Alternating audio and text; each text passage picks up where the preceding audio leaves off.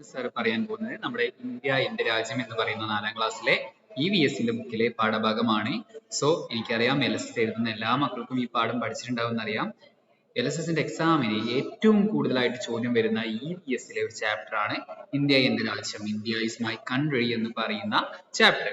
So അതുമായിട്ട് ബന്ധപ്പെട്ട ചോദ്യങ്ങളും മറ്റു കാര്യങ്ങളുമാണ് ഇന്ന് നമ്മൾ ഡിസ്കസ് ചെയ്യാൻ പോകുന്നത്. എന്തൊക്കെയാണെന്ന് നോക്കിയാലോ. ആദ്യമായിട്ട് നമ്മൾ പോകുന്നത് എങ്ങനെയാണ് ഇന്ത്യയിലേക്ക് വിദേശികൾ വന്നത് എന്നൊക്കെ നോക്കാം. Foreigners first come to India by ships to buy spices like cardamom and black pepper and textile like silk and cotton. ഏലം, കുരുമുളക് തുടങ്ങിയ സുഗന്ധദ്രവ്യങ്ങളും പട്ട്, പരുത്തി മറ്റു തുടങ്ങിയ തുണിത്തരങ്ങളൊക്കെ ശേഖരിക്കാൻ വേണ്ടിയിട്ടാണ്, ഇതൊക്കെ വാങ്ങുന്നതിനായിട്ടാണ് വിദേശികള് എങ്ങോട്ട് വന്നത്? ഇന്ത്യയിലോട്ട് വന്നത്. ഓക്കെ, നമ്മൾ പഠിച്ചിട്ടില്ലേ വാസ്കോഡ ഗാമ കോഴിക്കോട് കാപ്പാട് കപ്പലിറങ്ങിയെന്ന് പഠിച്ചിട്ടില്ലേ? എന്തിനു വേണ്ടിയിട്ടാണ്?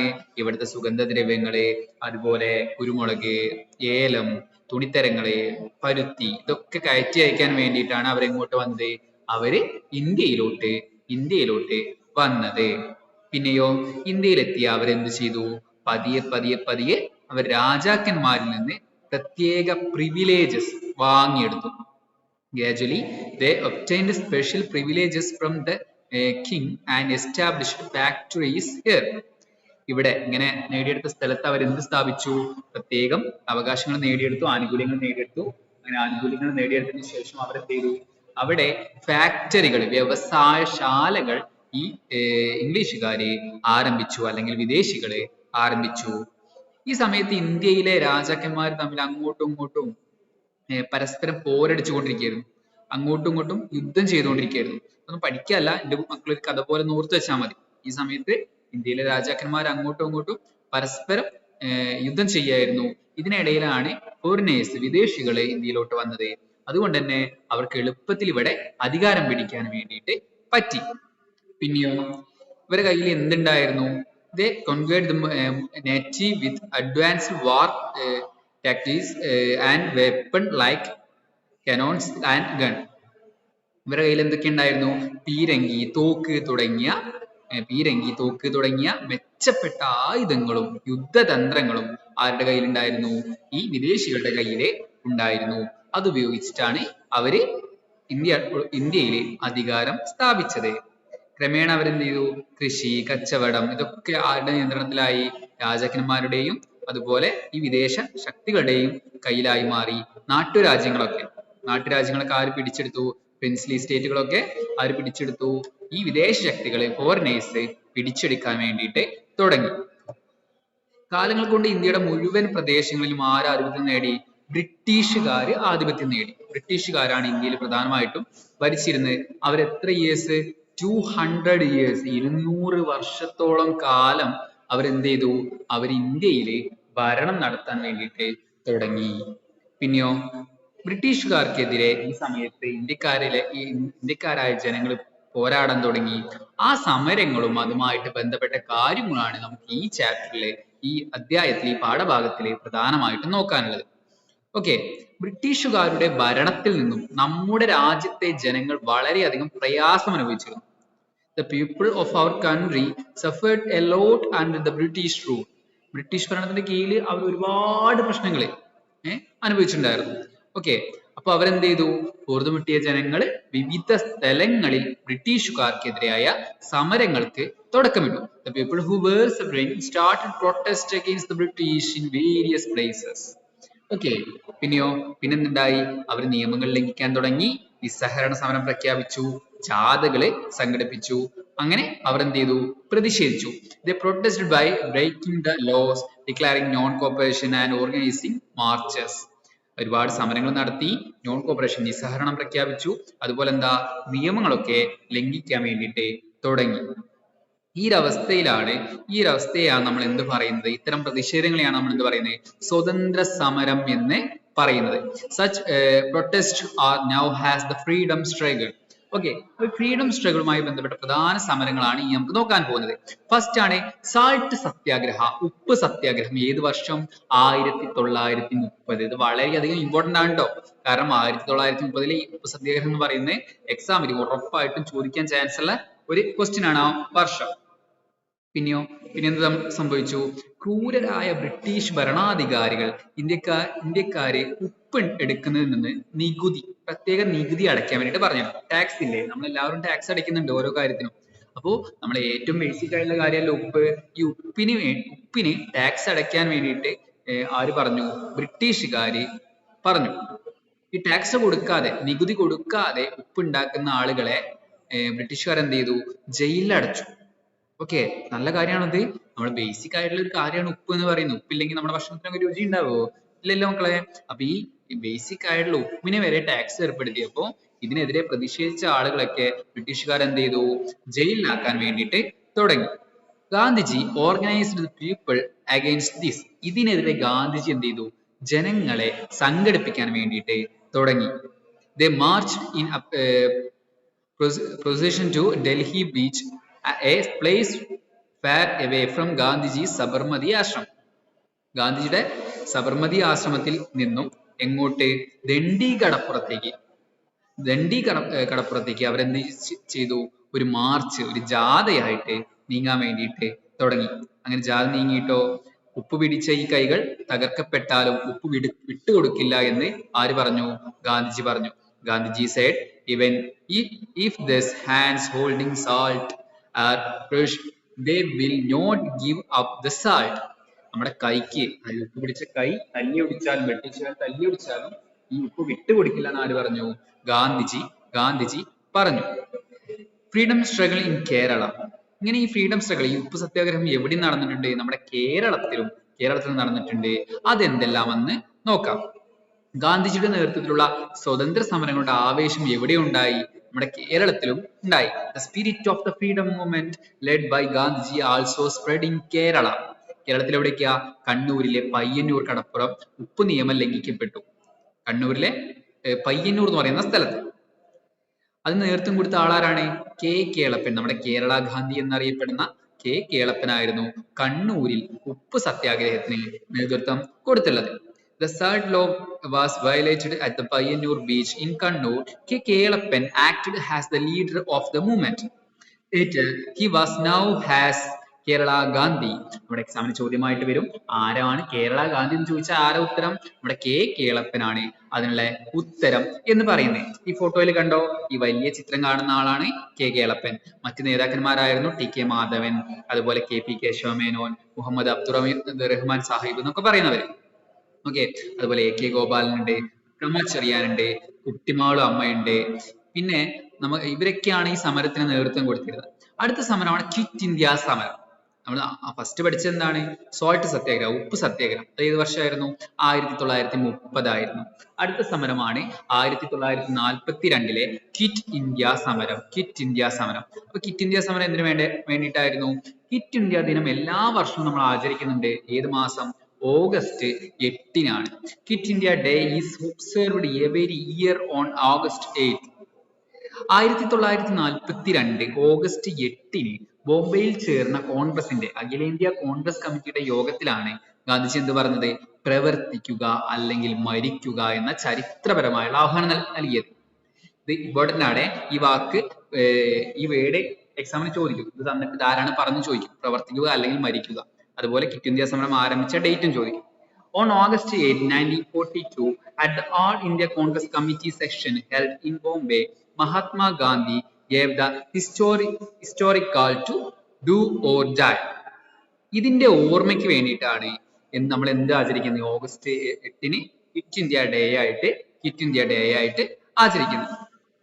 ഇനിയോ, ഈ പ്രധാനപ്പെട്ട ഫ്രീഡം ഫൈറ്റേഴ്സ് ആരൊക്കെയാണ് നമുക്ക് നോക്കാം. ആരൊക്കെയാണ്? ഒന്നാമതാണ് മഹാത്മാഗാന്ധി. നമുക്ക് എല്ലാവർക്കും അറിയുന്ന ആളാണ് മഹാത്മാഗാന്ധി. നമ്മുടെ ഇന്ത്യയുടെ രാഷ്ട്രപിതാവാണ് അദ്ദേഹം. Gandhiji was born in Porbandar, ഗുജറാത്തിലെ പോർബന്ദറിലാണ് ആര് ജനിച്ചത്? ഗാന്ധിജി ജനിച്ചത്. His real name was Mohandas Karamchand Gandhi. Mohandas Karamchand Gandhi എന്നാണ് നമ്മുടെ മഹാത്മാഗാന്ധിയുടെ ശരിക്കുള്ള പേര്. Children affectionately called him Bapuji. കുട്ടികൾ എന്താ പുള്ളിക്കാരനെ വിളിക്കുന്നത്? നമ്മുടെ ഗാന്ധിജിയെ വിളിക്കുന്നത്? ഗാന്ധിജിയെ ബാപ്പുജി എന്നാണ് നമ്മുടെ കുട്ടികളെ വിളിക്കുന്നത്. അദ്ദേഹം ആരായിരുന്നു? He was A lawyer. അദ്ദേഹം ഒരു വക്കീലായിരുന്നു. ഇദ്ദേഹം എന്ത് ചെയ്തു? he left his job and returned to India to join the freedom struggle. ഇദ്ദേഹം ആഫ്രിക്കയിലായിരുന്നു ജോലി നോക്കിയിരുന്നത്. ആ ജോലി ഉപേക്ഷിച്ചിട്ട് ഗാന്ധിജി ഇങ്ങോട്ട് വന്നു, ഇന്ത്യയിലേക്ക് വന്നിട്ട് ഇന്ത്യൻ ഫ്രീഡം സ്ട്രഗിളിന്റെ ഭാഗമായിട്ട് മാറി. സത്യവും അഹിംസയും അദ്ദേഹത്തിന്റെ വാക്കുകളിലും പ്രവർത്തികളിലും തെളിഞ്ഞു നിന്നു. പുള്ളിക്കാരന്റെ പ്രവൃത്തി എന്തായിരുന്നു? Truth and non violence were always evident in his words and action. പുള്ളിക്കാരൻ സത്യത്തെ മുറുകെ പിടിച്ചു, അതുപോലെ നോൺ വയലൻസിനെയും മുറുകെ പിടിച്ചു. Through his simple way of living, his thinking and warm interaction, he rose to become the leader of India. ലളിതമായിട്ടുള്ള simple ആയിട്ടുള്ള ജീവിതമായിരുന്നു ആര് നയിച്ചത്? ഗാന്ധിജി നയിച്ചത്. ഓക്കെ, അങ്ങനെ ഗാന്ധിജി എന്ത് ചെയ്തു? ഇന്ത്യക്കാരുടെ മൊത്തത്തിലുള്ള നേതാവായിട്ട് ഉയർന്നു വരാൻ വേണ്ടിയിട്ട് ഇത് കാരണമായിട്ട് മാറി. അടുത്തതാണ് ജവഹർലാൽ നെഹ്റു. ജവഹർലാൽ നെഹ്റു ആരാണ്? He was the first prime minister of India. ഇന്ത്യയുടെ ആദ്യത്തെ പ്രധാനമന്ത്രിയായിരുന്നു ആര്? ജവഹർലാൽ നെഹ്റു എന്ന് പറയുന്നത്. He was the one who declared the independence of India. ഇന്ത്യയുടെ സ്വാതന്ത്ര്യം പ്രഖ്യാപിച്ചത് 1947 ഓഗസ്റ്റ് 15 ഇന്ത്യക്ക് സ്വാതന്ത്ര്യം കിട്ടിയത് നമുക്ക് എല്ലാവർക്കും അറിയാം. ആ സ്വതന്ത്രം പ്രഖ്യാപിച്ച ആളാണ് ആര്? വിളിച്ചു പറഞ്ഞത്, ജനങ്ങളോട് വിളിച്ചു പറഞ്ഞു, ഇന്ത്യക്ക് സ്വാതന്ത്ര്യം കിട്ടിയെന്ന് ജനങ്ങളോട് വിളിച്ചു പറഞ്ഞ ആളാണ് ആര്? നമ്മുടെ ജവഹർലാൽ നെഹ്റു എന്ന് പറയുന്നത്. Children friendly called him Chachaji. Chachaji എന്നാണ് കുട്ടികളെ നമ്മുടെ നെഹ്റുവിനെ സ്നേഹത്തോടെ വിളിച്ചിരുന്നത്. സ്വതന്ത്ര സമരത്തിന്റെ മുൻനിരയിൽ തന്നെ ഗാന്ധിജിക്കൊപ്പം ആരുണ്ടായിരുന്നു? ജവഹർലാൽ നെഹ്റു ഉണ്ടായിരുന്നു. He worked with Gandhiji at the forefront of the freedom struggle. പിന്നെ ഇനി അടുത്ത് പറയുന്ന നേതാക്കന്മാർ ആരൊക്കെയാ? ഈ ഫോട്ടോന്റെ കുട്ടികളൊക്കെ അറിയുണ്ടാവും, ഒരുപാട് വട്ടം നിങ്ങൾ കണ്ടിട്ടുണ്ടാവും. സുഭാഷ് ചന്ദ്രബോസ് ഉണ്ട്, സർദാർ വല്ലഭായ് പട്ടേൽ ഉണ്ട്, ഗോപാലകൃഷ്ണ ഗോഖലെ ഉണ്ട്, പിന്നെ ആരുണ്ട്? സരോജിനി നായിഡു ഉണ്ട്, ബാലഗംഗാധര തിലക് ഉണ്ട്, ഭഗത് സിംഗ് ഉണ്ട്, അരുണ ആസഫൽ ഉണ്ട്, ഖാൻ അബ്ദുൾ ഗാഫർ ഖാൻ ഉണ്ട്. ഇവരൊക്കെയായിരുന്നു പ്രധാനപ്പെട്ട നേതാക്കൾ എന്ന് പറയുന്നത്. ഇനി നമുക്ക് നോക്കാൻ പോകുന്നത് ഗാന്ധിജി നടത്തിയ ആദ്യകാല സമരങ്ങളാണ്. ഗാന്ധി നടത്തിയ ആദ്യത്തെ സമരത്തിൽ ഒന്നാമത്തെ സമരമാണ് ഇത്? ചമ്പാരൻ സത്യാഗ്രഹം. അതിന്റെ വർഷം പ്രത്യേകം ഓർത്തു വെക്കുക.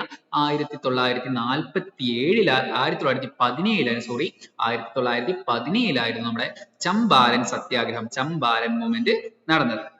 രണ്ടാമതാണ് നിസ്സഹകരണ സമരം, നോൺ കോപ്പറേഷൻ മൂവ്മെന്റ്. ഏത് വർഷമായിരുന്നു? 1920 നോൺ കോപ്പറേഷൻ മൂവ്മെന്റ് നടന്നിട്ടുള്ളത്. പിന്നെ ഉപ്പ് സത്യാഗ്രഹം, ദ സാൾട്ട് സത്യാഗ്രഹ. ഏത് വർഷമായിരുന്നു? നമ്മൾ നേരത്തെ പഠിച്ച കാര്യം. ഏത് വർഷമായിരുന്നു? 1930. പിന്നെയോ അടുത്താണ് വരുന്നത് the quit India movement. Quit India movement ഏത് വർഷമായിരുന്നു? 1942. ഇനി അത് കഴിഞ്ഞ് നമ്മൾ നോക്കാൻ പോകുന്നത് ഇന്ത്യയുടെ കോൺസ്റ്റിറ്റ്യൂഷനെ കുറിച്ചാണ്. ഇന്ത്യക്ക് സ്വാതന്ത്ര്യം കിട്ടിയതിനു ശേഷം ഇന്ത്യ ഗവൺമെന്റ് എന്ത് ചെയ്തു? ഇന്ത്യക്ക് വേണ്ടിയിട്ട് ഒരു കോൺസ്റ്റിറ്റ്യൂഷൻ തയ്യാറാക്കി. തയ്യാറാക്കാൻ വേണ്ടിയിട്ട് നേതൃത്വം കൊടുത്ത ലീഡർ ആയിരുന്ന ആളായിരുന്നു ആര്? Doctor Bhimrao Ramji Ambedkar. Okay, under the leadership of Dr. Bhimrao Ramji Ambedkar, a new legal framework from independent India was drafted. Indian ഭരണഘടന എന്നാണ് ഈ രേഖ അറിയപ്പെടുന്നത്. This document is now has the Constitution of India. ഇന്ത്യയുടെ ഭരണഘടന എന്നാണ് ഈ എഴുതി തയ്യാറാക്കിയ നിയമസംഹിത അറിയപ്പെടുന്നത്. ഇന്ത്യയുടെ ആദ്യത്തെ നിയമമന്ത്രിയായിരുന്ന ആര്? Doctor Bhimrao Ramji Ambedkar. He was the first law minister of India. 1950 ജനുവരി 26 ഇന്ത്യയുടെ ഭരണഘടന നിലയിൽ വന്നത്. ഏത് വർഷം നിലവിൽ വന്ന്? 1950 ജനുവരി 26. ഇതിൽ എന്തൊക്കെ കാര്യങ്ങൾ പറയുന്നുണ്ട്? പൗരന്മാരുടെ അവകാശങ്ങളെ, ചുമതലകളെ, സർക്കാരുകളെ, തെരഞ്ഞെടുപ്പ് തുടങ്ങി എല്ലാ കാര്യങ്ങളും ഇതിൽ പറയുന്നുണ്ട്. ഈ കോൺസ്റ്റിറ്റ്യൂഷനിൽ പറയുന്നുണ്ട്. The Constitution include law related the right and duties of citizen, governments, elections, etc. Okay, ഇനി നമ്മുടെ ഇന്നത്തെ ഇന്ത്യ എങ്ങനെയുള്ളതാണ് നമ്മൾ നോക്കും. അനേക നാട്ടുരാജ്യങ്ങൾ ഒരുമിച്ച് ചേർന്നാണ് ഇന്ത്യ എന്ന രാജ്യം രൂപീകരിച്ചത്. India was formed by united several princely states. ഇങ്ങനെ ഒരുമിച്ച് ചേർത്ത ഭരണ സൗകര്യത്തിനായി ഭാഷയുടെ അടിസ്ഥാനത്തിലാണ് പിന്നീട് നമ്മൾ ഓരോ സ്റ്റേറ്റുകളായിട്ട് തിരിച്ചിട്ടുള്ളത്. ഇങ്ങനെ രൂപം കൊണ്ട പ്രദേശങ്ങളെയാണ് നമ്മൾ എന്ത് വിളിക്കുക? സ്റ്റേറ്റ് അല്ലെങ്കിൽ സംസ്ഥാനങ്ങൾ എന്ന് വിളിക്കുന്നത്. നിലവിൽ ഇന്ത്യയിൽ എത്ര സ്റ്റേറ്റുകളുണ്ട്? 28 സംസ്ഥാനങ്ങളുണ്ട്. 28 സംസ്ഥാനങ്ങളുണ്ട്. ഓരോ സംസ്ഥാനത്തിന്റെയും ക്യാപിറ്റലിനെ, ഭരണസിര കേന്ദ്രത്തെ നമ്മൾ എന്ത് പറയും? ക്യാപിറ്റൽ അഥവാ തലസ്ഥാനം എന്നാണ് പറയാ. ഓക്കെ ആണോ? ഇന്ത്യയിൽ എത്ര കേന്ദ്രഭരണ പ്രദേശങ്ങളുണ്ട്? കേന്ദ്രഭരണ പ്രദേശങ്ങൾ എന്നറിയപ്പെടുന്ന ഒരു സ്ഥലവും ഇന്ത്യയിൽ ഉണ്ട്. ഇത് സെൻട്രൽ ഗവൺമെന്റ്, കേന്ദ്ര ഗവൺമെന്റ് നേരിട്ടുള്ള ഭരണത്തിലാണ് ഉള്ളത്. എത്ര ഉണ്ട്? 8 കേന്ദ്രഭരണ പ്രദേശങ്ങൾ നിലവിൽ എവിടെയുണ്ട്? നിലവിൽ നമ്മുടെ രാജ്യത്ത് ഉണ്ട്. ഇനി മക്കൾ നോക്കൂ, പ്രധാനപ്പെട്ട സംസ്ഥാനങ്ങളും ഇന്ത്യയിലെ സംസ്ഥാനങ്ങളും അവയുടെ തലസ്ഥാനവും ക്യാപിറ്റലും ഏതാണെന്ന് നമുക്ക് നോക്കാം. ഏതൊക്കെയാണ്? കേരളത്തിന്റെ തിരുവനന്തപുരമാണ്, തമിഴ്നാടിന്റെ ചെന്നൈയാണ്, അരുണാചൽ പ്രദേശിന്റെ ഇറ്റാനഗർ, അസമിന്റെ എവിടെയാണ്? അസമിന്റേതാണ് ദിസ്പൂർ, ആന്ധ്രാപ്രദേശിന്റേത് അമരാവതി, ഉത്തർപ്രദേശിന്റെയോ ലക്നൗ, ഉത്തരാഖണ്ഡിന്റെ ഡെറാഡൂൺ, ഒഡീഷയുടെ എവിടെയാണ്? ഒഡീഷയുടെ ഭുവനേശ്വറിലാണ്. കർണാടകയത് ബംഗളൂരു ആണ്. അതുപോലെ ഗുജറാത്തിന്റേത് ഗാന്ധിനഗർ. ഗോവയുടേത് എവിടെയാ? ഗോവയുടേത് പനജി എന്ന് പറയുന്ന സ്ഥലമാണ്. രാജസ്ഥാന്റെ തലസ്ഥാനം എവിടെയാണ്? ജയ്പൂരാണ്.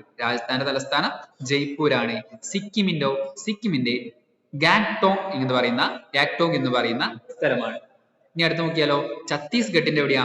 ഛത്തീസ്ഗഡിന്റെ റായ്പൂരാണ്. ജാർഖണ്ഡിന്റെ റാഞ്ചിയാണ്. തെലങ്കാനയുടെ എവിടെയാണ്? തെലങ്കാനയുടെ തലസ്ഥാനം എന്ന് പറയുന്നത് ഹൈദരാബാദാണ്. ത്രിപുരയുടെ തലസ്ഥാനം ഏതാണ്? ത്രിപുരയുടെ തലസ്ഥാനം എന്ന് പറയുന്നത് അഗർത്തലയാണ്. നാഗാലാൻഡിന്റെ കൊഹിമയാണ്. പഞ്ചാബിന്റെ ചണ്ഡീഗഡ് ആണ്.